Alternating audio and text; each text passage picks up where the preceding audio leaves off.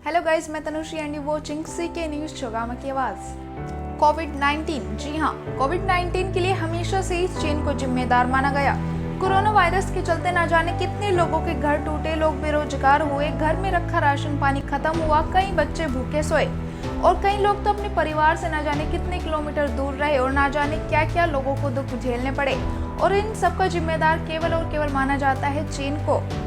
और अभी भी कोविड-19 की वजह से देश उभर नहीं पाया था कि चीन ने एक और बीमारी फैला दी। उस रहस्यमयी बीमारी का नाम है निमोनिया। वैसे इस निमोनिया से पीड़ित लोग अब तक चीन में ही मिले हैं। अब तो चीन और चीन की किसी भी बीमारी का नाम सुनते ही डर सा लगने लगता है। और फिर अब चीन के लोगों ने एक और बीमारी का आविष्कार भी कर दिया। तो देखो, अब WHO का कहना है कि चीन भाई साहब जरा इस बीमारी के बारे में हमको पहले ही बता दो, क्योंकि पिछली बार आपने बहुत देर में बताया था, इसलिए हमको पहले ही बता दो ताकि हम तुमसे सतर्क रहें। और इसी वजह से WHO ने सांस संबंधी बीमारियों में वृद्धि और बच्चों में निमोनिया के समूह की रिपोर्ट पर विस्तृत जानकारी मांगी और इसलिए WHO ने सांस संबंधी बीमारियों में वृद्धि और बच्चों में निमोनिया के समूह की रिपोर्ट पर विस्तृत जानकारी मांगी। अब WHO के एक्शन में आने पर भी कई लोग इसके अलग अलग मायने निकाल रहे हैं, क्योंकि 2019 में कोरोना वायरस के प्रकोप पर बीजिंग से रिपोर्ट का झोलमेल रहा और बाद में ये बीमारी पूरी दुनिया में फैलती चली गई, जिस वजह से लाखों लोगों की जान गई थी और जिस वजह से WHO पर भी कई सवाल उठाए गए थे। चलो, अब चीन ने इस नई बीमारी का आविष्कार कर तो दिया है। अब ये निमोनिया है क्या, इसको जान लेते हैं। दरअसल ये रहस्यमय निमोनिया बच्चों में तेजी से फैल रहा है।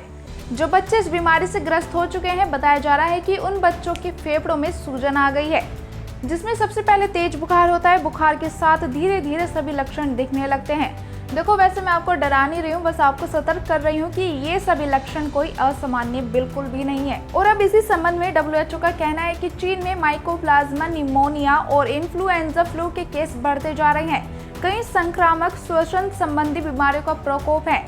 इस संबंध में चीन के स्वास्थ्य अधिकारियों से विस्तृत रिपोर्ट मांगी गई है और साथ ही इस महीने की शुरुआत में चीनी विशेषज्ञों ने एक अलर्ट जारी किया था, जिसमें मौजूदा सर्दियों के मौसम के दौरान कोविड-19 संक्रमण फिर से बढ़ने की आशंका जताई गई थी। बुजुर्ग और पहले से बीमार लोगों के लिए वैक्सीनेशन कराने को भी कहा गया था।